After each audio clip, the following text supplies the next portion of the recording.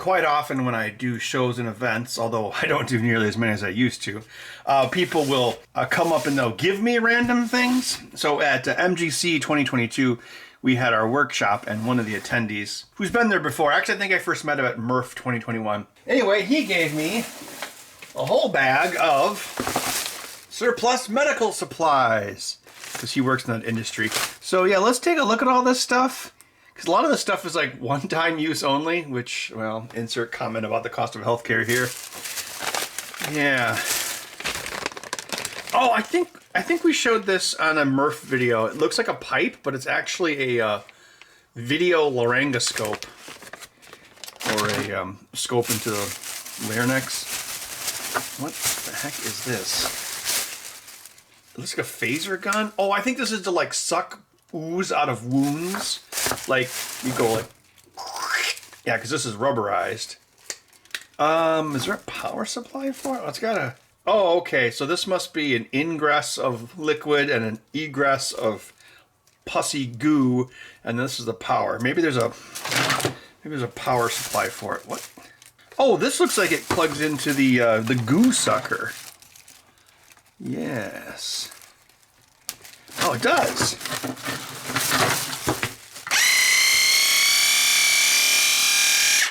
Pulsavac Plus. Why is there two buttons? Does it go? Oh, it's 2 speed settings. So they just make this big battery pack. Don't throw it away. Oh, okay. Oh, this is just a Molex connector with a molding around it. I assume this is batteries inside. What kind of batteries?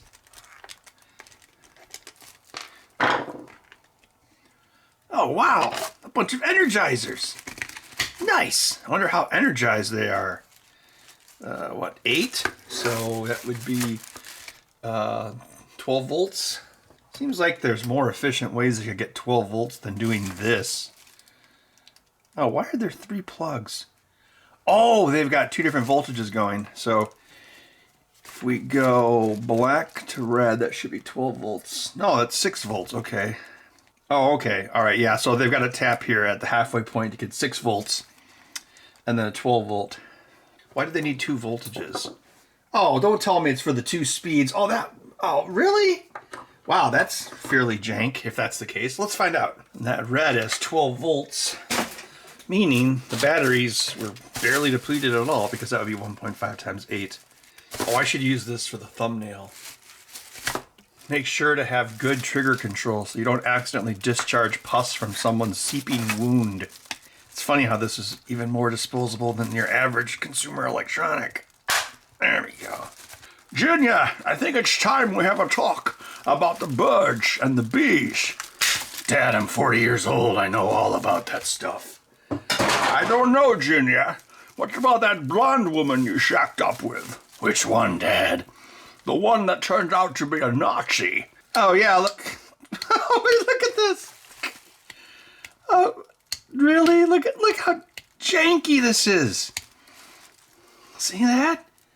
Yeah, it's just completing either a 12 volt or a 6 volt circuit.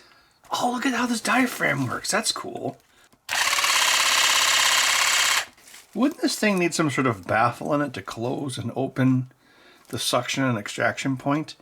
Very much like an internal combustion engine. Oh, maybe that's, can you see those black things? Maybe that's what those are. Well, let's strip it for parts, which is basically just the motor. Yay. Oh, they have nice disconnects. Well, thank you very much, whoever made this. Probably Raytheon. Hey, actually, this plastic tubing, assuming there hasn't been too much pus going through it, this is actually something to keep around. Let's just get rid of this disgusting nipple. All right. Oh, I could use this for like geysers of blood if I ever made a movie ever again. Oh, this pack has a little bit more juice, 12.28 volts. Oh man, what is this, 4 packs? 8 batteries each, that's 32 Energizer Max batteries? I finally get something back from my health insurance until my inevitable heart transplant. Wait, probably my liver at this point. All right, let's dox them. They shop at Kroger. Oh. Probably on the East Coast where they actually call Kroger. Even though around here they've been buying everything. Like Cops was bought by Pick and Save, then Pick and Save was bought by Kroger. Prevena 125 therapy unit? Is this another suction device? Well, it certainly does suck. Yeah, there's a movie reference for you. There's another movie reference for your movie kid. Oh, double movie reference. Oh, it just uses regular AAs. Well, I have a million of them now. Okay, this is a single-use device, and it is a suction device for pulling fluids away from a surgical area. Oh, look, a programming header, 6 pins. So that's probably a pick. There's a microcontroller inside there. I gotta save it. You know, but if I let you in here, you're just gonna whine as well. You're gonna jump up on the counter and do things you're not supposed to. Plus, I'll have to hear you whine. So you can see how this is a net negative for me, right? But I guess I could put you on camera and everyone be like, "Oh, he's so cute. Get me 50 cc's of Greenie stats. We're losing him, doctor."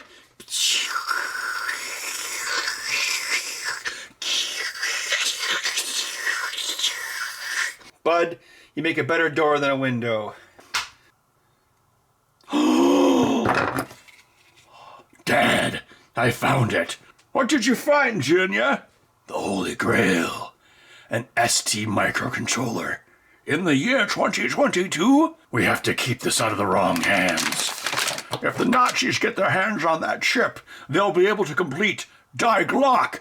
Die Glock, the mythical Nazi time-traveling device. That's right, Junior. They could go back in time and invent the atomic bomb before the Americans do. What do you think you're doing over there, you little stinker? Look what you did to my chair. You've destroyed it. This chair once belonged in a museum. Now it belongs in a dump. Heavens to Murgatroyd. 0 in stock, of course. $7 for this chip? Okay, it's an ARM 32-bit Cortex M3, so that's actually not too shabby. It is an older part. I want to say it's like late 2000s. But it's still a part that's being made, and apparently a part that you can't buy anywhere. What a shock. 36 megahertz. Okay, so that's a little slower than some of the newer Core M0s. 64 to 128 kilobytes of flash memory. That's a little on the low side. 10 to 16K of SRAM, also on the low side. Phase lock loop. So basically you would take, like, if you want 36 megahertz, you'd take a lower frequency and multiply it. It has an internal oscillator for RTC, so if you added a battery to this, you could have a real-time clock. Serial wire debug and JTAG interfaces, so that's the 6 pins we saw on the back. Direct memory access, 7-channel DMA controller. That's what you need to run a motor. A DMA allows you to move, let's say you have a bank of memory and you want to move it very quickly from RAM into, I don't know, like an EEPROM or something, like an external device. DMA can do that transfer, and then it can do it independently of the CPU, so the CPU can move on to the next task. Let's see, timers, and then 2 I2C, 3 UARTs, and 2 SPIs. Oh, and CRC calculation. Oh, and if we go to the end here, ordering information. So we were looking at the STM32F101C8. All right, so that means it's 48 pins. That tracks. Oh, I'm sorry, 8 means it's 64K bytes of flash memory. Again, plenty for running a pump. So not a bad little chip. It has USB support too, because maybe you want to hook up your pus pump to your computer and download your data and share it on social media. I mean, Twitter was around in 2009. I read the data sheet for the device a little bit more carefully. Here we go. The Prevena 125 therapy unit is a single-use disposable therapy device. This unit provides negative pressure continuously at 125 something I don't know, mmHg. The Prevena 125 therapy unit has a fixed lifespan of 7 days. Does this thing have a suicide EEPROM on it? It might. Well, actually, we should try to turn it on, see if it turns on. It's not necessarily for surgery. It's like if you had a wound that had been dressed, they would prescribe you this to suck up the ooze, basically. But yeah, this thing apparently won't work after 7 days. It looks like a variable power regulator there. Those are also expensive. Oh, there's a little speaker there. I guess that makes sense since there's pads for it. Technical support. Hello, my wound sucker stopped working. Look at all this stuff. I mean, this is again, it's like that scene in Mad Max Fury Road, the last best Hollywood movie ever made. where they're looking up at the satellites and they're like, those things used to have TV shows on them. And I think the same thing when I look at things like this or an Amazon Dash button. It's like, we used to throw away these chips and now it's like we can't get them. Okay, so this appears to be a fixed linear regulator, low dropout. It's actually very similar to the ones I use on my controller monitors. Anyway, this is unobtainium. There won't be any more of these at Mauser until March of 2023. The part shortages, they're not a myth. It's absolutely 100% a problem. Yeah, so if I do this, it just blinks. I'm sure the instruction manual will be like, that means it's done. What happens if I hold the button? Oh, it's not done. You have to hold the button. Okay, I'm not sure what these do, but this suction and that is expulsion. So how does it brick itself? Okay, my wound is quite dry. Stop sucking. Stop sucking me. This is an analog device. Let's see, it's an AD623A integrated single supply instrumentation amplifier. So basically an op amp for sensing something. There's a little guy here. Now you notice there's two resistors next to it. That could be a I2C EEPROM, and that's why you have the two pull-up resistors. That's probably how it does the DRM. Using that EEPROM, let's sniff it with a scalp. Big Pharma doesn't want, wait, wouldn't be Big Pharma. Big medical tech companies don't want you to know this one secret. Oh, I take it back. This is being connected to the speaker, so it's probably some sort of amplifier. There's another 8-pin jabby right here. Let's take a look at it. I'm actually having to do this through the viewfinder. See these two resistors right here. If we go here, come on, it's hard to hit. There we go. Those two are the same. So if that's 1, 2, 3, 4, 5, 6, 7, 8, that would make this ground. Yep. So if this is the pull-up side, this would be the data side. Got to hit there. Yes, okay. That I very definitely believe is an I2C EEPROM. Okay, and this is the part where I say, yes, this chip, I looked it up, this chip does not have an EEPROM on it, which is actually pretty common for ARM chips. But if it's disposable, you could use the non-volatile memory, like upper memory banks, as a simulated EEPROM. I mean, a lot of Arduinos do it. And yeah, you're not going to have nearly the rewrite, even though you're talking like 10,000 flashes versus 100,000 flashes. Who cares on a device that only lasts 7 days? But no, let's stick in an EEPROM. All right, we can solder test points to that and actually sniff to see what it's doing.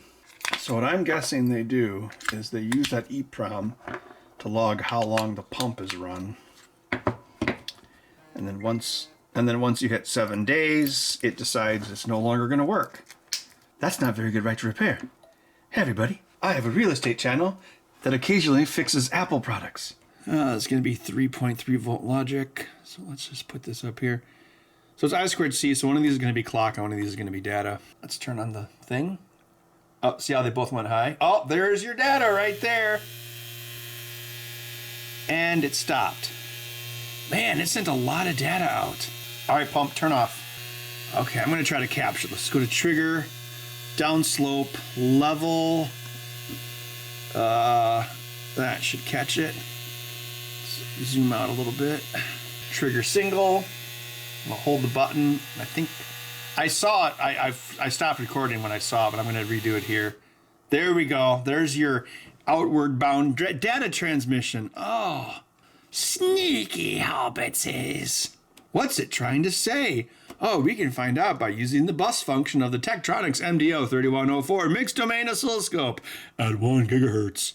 Okay, let's see. Bus 1 is going to be I2C. So I just set that up. Define inputs.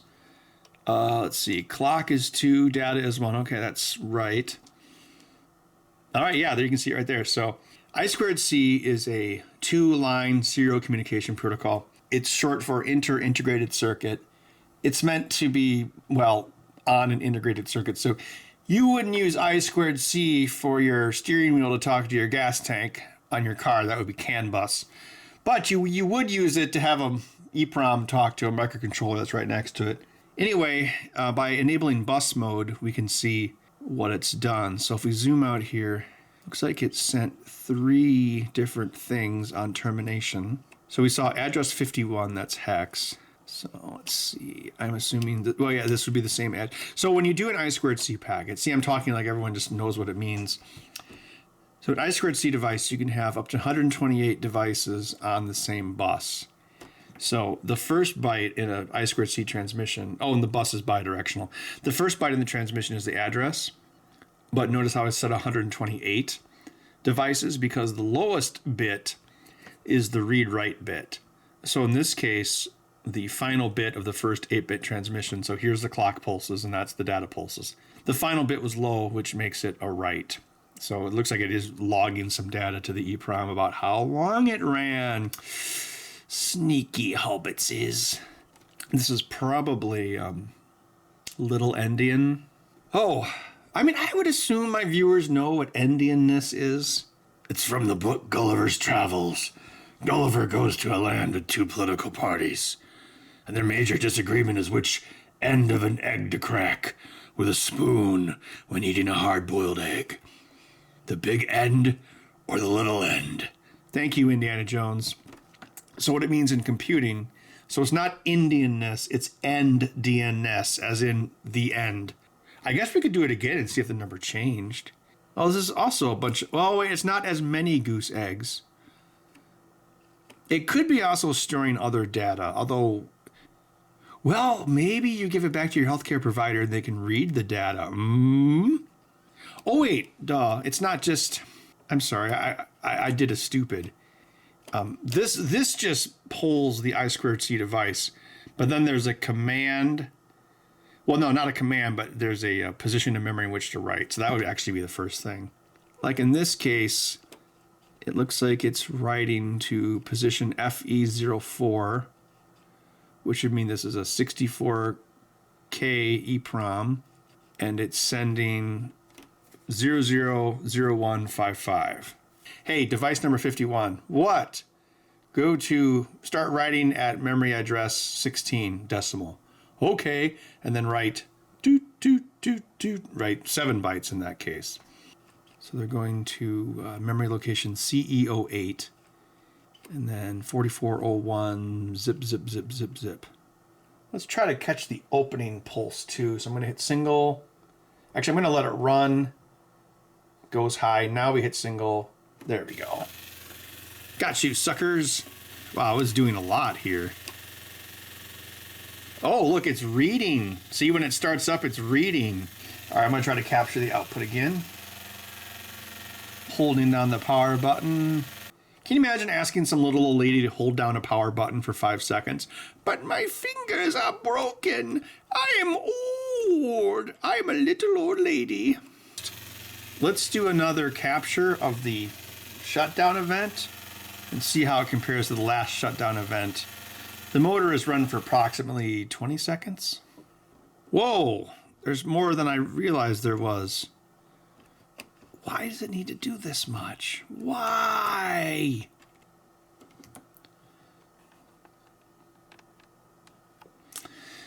Oh, I asked the NSA Pringles can how many seconds were in a week, and it's about 604,000, which means you would need to use a 32-bit number to store that value, which would be 4 bytes. I'm comparing these first 2 packets to the previous iteration. Yeah, even the addresses. So before it went to FC04, this time it's going to 1804, so it has the same offset at the end of 04. And then the next one here, last time it was, oh, it's doing the same thing. Because remember, this is Little Endian. So the address is A108. This one's going to, this time the address is A108. Last time it was 3C08. And it's sending somewhat different data. It was a 93, now it's DF, and then 1, and then a bunch of goose eggs. And then this one, same as always, just a bunch of goose eggs at position 16. Here's a data sheet for a STM I2C memory. I always love it how I2C devices always draw diagrams and show you in excruciating detail how the I2C bus works. So in this case, yeah, we have byte write. So there's a device select, which is 51. Then the address, which is 2 bytes. And then anything after that is the data that will be written there. And then conversely for a read, which I assume is down here if we scroll down further. Oh, that's right. Read takes more steps because you actually have to do a start and stop condition again. Like random access read, device select, then the address. Then you do another start condition, the device again, and then the device will start sending the bytes out. There's more steps to reading than writing, which is kind of weird. So yeah, when you write, you just say, okay, go to this address, and then you immediately start sending the bytes to write. But when you read, you actually have to do a couple transactions. Also, something else I got wrong when I was talking about the endianness, the device acknowledges this and then waits for the master to send 2 address bytes, most significant address byte sent first, followed by the least significant address byte. So that is actually big endian as far as the EEPROM itself is concerned. I think I need to go wider with my scope. Jeepers creepers, I still didn't catch it all. Look at all those data packets. Oh man, I had to go really, really wide to catch it all. Look at this, it spends like 3/4 of a second sending out all this data. So the clock speed must be pretty slow. I don't know, there's just like an ocean of time between the data. That's why it takes so long to send. Look at all that. Is that how much it does at the start as well? But yeah, it's definitely logging data after it finishes and reads data when it starts. So yeah, it's using that EEPROM to basically limit its own life. You don't need a Cortex M3 to log data to an EEPROM. That just seems like insane overkill. I mean, not only is it insane overkill for computing power on this chip, even with the hindsight of, I mean, STM, for those who don't regularly buy microcontrollers, STM is one of the most unobtainium ones in these unprecedented times. But even then, it's an insane amount of horsepower. Just like what? Monitor an op amp, beep a speaker, and then log data so the device can self-destruct. You'd bust start believing in over-engineered e-waste. You're looking at it. I am Ozymandias, waster of electronics. Look upon my works, ye designer, and despair. There around the colossal wreck of the chip shortages, nothing else remained. Set me free, why don't you, babe? Woo, woo, woo. Like, get out my life, why don't you, babe? You lost 10 subscribers. 'Cause you don't really need me. You just keep me hanging on. But are you the only person on YouTube who tells people to unsubscribe from your channel? Yes, I think I am. Actually, I do make some money on YouTube, so I appreciate everyone who watches my videos. I'm sorry if I don't make enough videos, but that's one of the reasons I stopped doing the show. Actually, the major reason was that just constantly making content for YouTube is, well, they call it the YouTube treadmill. And that's what the algorithm wants, but it's really stressful. That was a major reason why I stopped doing it. I was just like, oh man. I would say like creatively exhausting is the right way to put it. So this is prescribed to people. I wonder how much it costs.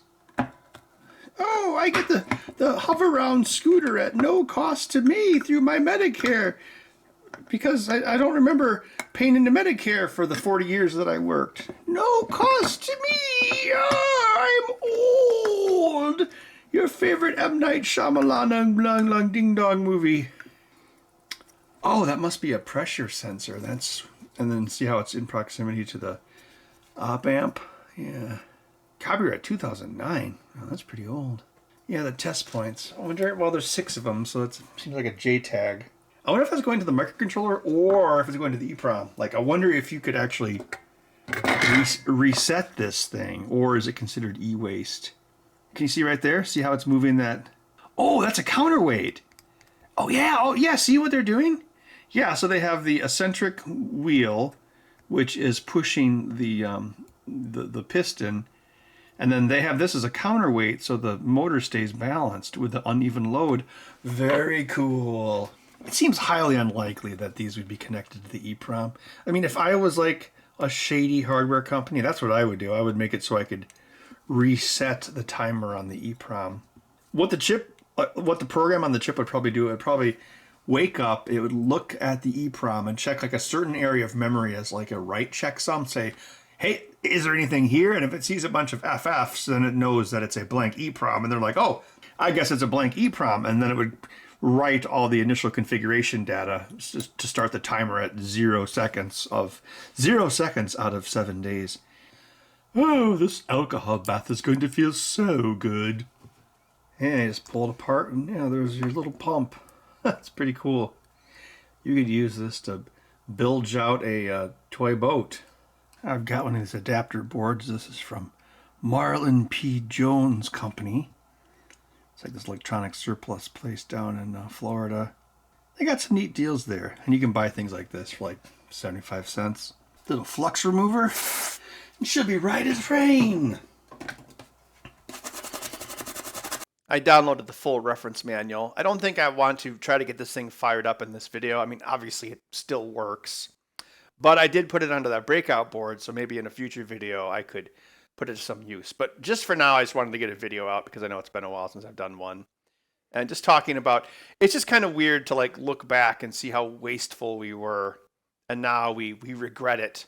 Like, oh, we put 50 microcontrollers in every car, and we put a 32-bit microcontroller in order to read your gas tank, and oh, we were fools. But we kind of fell into it because you have something like the CAN bus, which cars have had since like 1998. If you have a CAN bus, the CAN bus controller needs to talk to either a CAN bus device or an interface chip or a microcontroller. Actually, this thing, this does have a controller area network. So yeah, you could, maybe I should send this chip to Ford. They could build one car this month. All right, well, I just wanted to show you what was inside those devices that was donated to me, and it's kind of funny to just look at how wasteful we were in the past. Is this how people in Depression thought about the Roaring Twenties? It's like, look at those flappers.